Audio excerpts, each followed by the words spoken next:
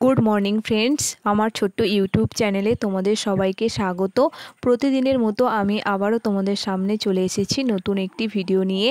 আর বন্ধুরা, তোমাদের সবার কাছে আমার রিকোয়েস্ট রইল আমার ভিডিওটি প্রথম থেকে শেষ পর্যন্ত দেখার জন্য।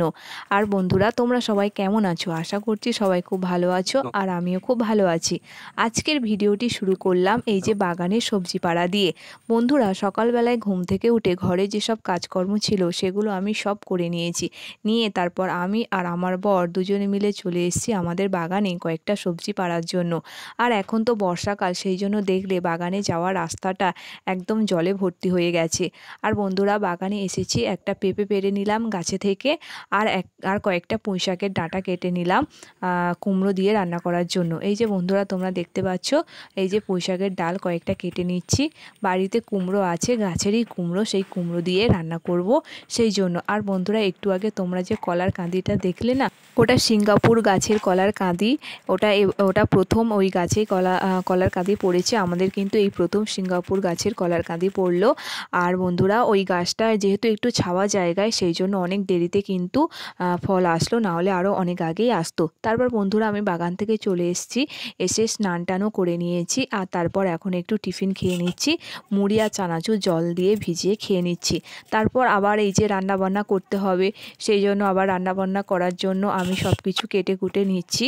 এখন আমার বর গিয়েছে বাজারে, তাই আমি এখন আদা, রসুন, পেঁয়াজ এগুলো আমি ভালো করে ছাড়িয়ে ধুয়ে টুয়ে এগুলো আপাতত কেটে কুটে রাখছি। তারপরে কি বাজার থেকে কি নিয়ে আসে দেখা যাক। তারপর বাজার থেকে যা নিয়ে আসবে সেগুলো আমি কেটে নেবো। এখন এই যে আদা, রসুন, পেঁয়াজ আর টমেটোও ছিল, টমেটোও কেটে রাখলাম। আর কাঁচা লঙ্কা ছিল, কাঁচা লঙ্কাও কেটে রাখলাম। তারপর বন্ধুরা, এই যে আদা রসুনগুলো আমি ছাড়িয়ে নিলাম। তারপর আমার বাবা এসছে, এই যে দেখতে পাচ্ছ শাপলা আর এই যে কলমি শাক, এগুলো আমার মা তুলে দিয়েছে, আমার বাবা এগুলো নিয়ে এসছে। আর হ্যাঁ বন্ধুরা, এই যে শাকটা দেখছো, এগুলো সাঞ্চে শাক বলে, এই শাকটাও আমার বাবা নিয়ে এসছে। কেননা বন্ধুরা, আগের দিন যে শাপলার ভিডিও বানিয়েছিলাম তোমরা দেখেছো, আগের দিনে শাপলা রান্না করেছিলাম, তখন আমার বর বাড়িতে ছিল না, আমরা শাপলাটা রান্না করে খেয়েছি। সেই জন্য আবার আমার বর বাড়িতে এসছে, তাই আমার মা আবার শাপলা তুলে পাঠিয়েছে আমরা খাবো বলে। সেই জন্য বন্ধুরা, আমার বাবা শাপলা, কলমি শাক আর ওই সাঞ্চে শাক এগুলো সব নিয়ে এসছে। আর এই যে কুমড়োটা দেখছো, এটাও কিন্তু আমার মা পাঠিয়েছে, একদম গাছের কুমড়ো। আর বন্ধুরা, কুমড়োটা কিন্তু এত মিষ্টি, গাছের পাকা কুমড়ো তো খুব মিষ্টি। এই যে কুমড়ো, পুঁইশাক ডাঁটা এগুলো আমি কেটে নিচ্ছি, এগুলো রান্না করব। তার আগেই তোমরা দেখলে যে শামলাগুলো আমি ছাড়িয়ে নিচ্ছিলাম। তারপর আমি এগুলো সব কিছু কাটতে কাটতে অনেক দেরি হয়ে যাবে বলে তারপর আমার বর এসছে, আমার বর শামলাগুলো ছাড়িয়ে দিচ্ছে, আর আমি শামলাগুলো কেটে নিচ্ছি। শামলা কিন্তু আগে ভালো করে ধুয়ে নিতে হয়, তারপর শামলার গায়ে যে আঁশগুলো থাকে সেগুলো ভালো করে ছাড়িয়ে নিতে হয়। তারপর শামলাগুলো যেরকম পিস করে ওরকমভাবে টুকরো টুকরো করে কেটে নিতে হয়। তারপর বন্ধুরা, আমার সব কিছু সবজি কোটা হয়ে গেছে। এখন আমি চলে এসেছি মাছ কাটতে। এই যে বাজার থেকে নিয়ে এসছে লোটে মাছ বা নিহেরে মাছ, যাই বলো না কেন, আমরা নিহেরে মাছই বলি। এই যে নিহেরে মাছ নিয়ে এসছে, আমি এখন নিহেরে মাছটা কেটে নিচ্ছি। আর আমার বন্ধুরা কিন্তু নিহেরে মাছ খেতে খুব ভালো লাগে। অন্যান্য যা মাছ বলো না কেন, নামি দামি মাছ, তার থেকেও কিন্তু আমার নিহেরে মাছ খেতে খুব ভালো লাগে। আর বাজার থেকে নিয়ে এসছে চিংড়ি। আর হ্যাঁ বন্ধুরা, নিহেরে মাছে কিন্তু হালকা হালকা আঁশ থাকে, সেই জন্য নিহেরে মাছগুলো কাটার সময় আমি ভালো করে আঁশগুলো ঘষে নিচ্ছিলাম। আর বন্ধুরা, তোমরা আর একটা জিনিস কি দেখলে, আজকের আমার বাটনা কে বেটে দিচ্ছে?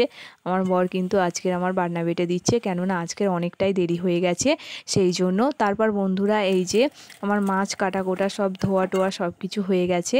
তারপর আমি চলে এসেছি রান্না করতে। আজকের একটু বৃষ্টি পড়ছে, সেই জন্য আজকের আমি উনুনে রান্না করতে যাইনি, আজকের গ্যাসেই রান্না করছি।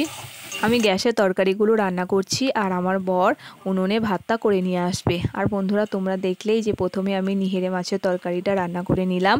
আর নিহেরে মাছের পুরো তরকারি যে পুরো রেসিপিটা প্রথম থেকে শেষ পর্যন্ত, সেটা কিন্তু আলাদাভাবে শর্ট ভিডিওতে আমার চ্যানেলে দেওয়া আছে। আর বন্ধুরা, তারপর আমি রান্না করে নিচ্ছি যে কুমড়ো, পুঁইশাক ডাঁটা, ওটা আমি চিংড়ি দিয়ে রান্না করে নিচ্ছি। আর তার মাঝখানে তোমাদের এই যে বন্ধুরা দেখে দিচ্ছি, শামলা কিন্তু ভালো করে কাটা যে হয়ে গেছিলো, তারপর শামলাতে সাথে কিন্তু লবণ মিশিয়ে রাখতে হয়, কেননা লবণ মিশিয়ে রাখলে তারপর শাপলা থেকে জলটা ঝরবে। তারপর লবণ মিশিয়ে মাখিয়ে রেখে তারপর শাপলাগুলো ভালো করে নিংড়ে নিংড়ে তার জলগুলো কিন্তু বের করে দিতে হয়। তারপর বন্ধুরা আমার কুমড়োর তরকারিও রান্না করা হয়ে গেছে। চিংড়ি বাজার থেকে যে চিংড়ি নিয়ে এসেছিলো সেই চিংড়ি আমি কিছুটা কুমড়োতে দিয়েছি আর কিছুটা শাপলাতে দিয়েছি। তারপর বন্ধুরা আমার শাপলাও রান্না হয়ে গেছে, কুমড়োও রান্না হয়ে গেছে। আর কুমড়ো চিংড়ি পুঁই শাক দিয়ে যে রেসিপিটা সেটাও আমার চ্যানেলে শর্ট ভিডিওতে দেওয়া আছে। আর বন্ধুরা এই যে তারপর রান্নাবান্নার সব কাজকর্ম কমপ্লিট। রান্নাবান্নার পরে যে বাসনগুলো ছিল সেগুলো আমি ভালো করে মেজে ধুয়ে নিয়েছি। তারপর বন্ধুরা আমি আর আমার বর দুজনে মিলে এখন খেতে বসেছি। এই যে বন্ধুরা নিহিরে মাছের তরকারিটা কিন্তু সত্যিই খুব অসাধারণ হয়েছিল। শুধু নিহিরে মাছ নয়, আজকের কিন্তু প্রত্যেকটা তরকারি ভালো হয়েছিল।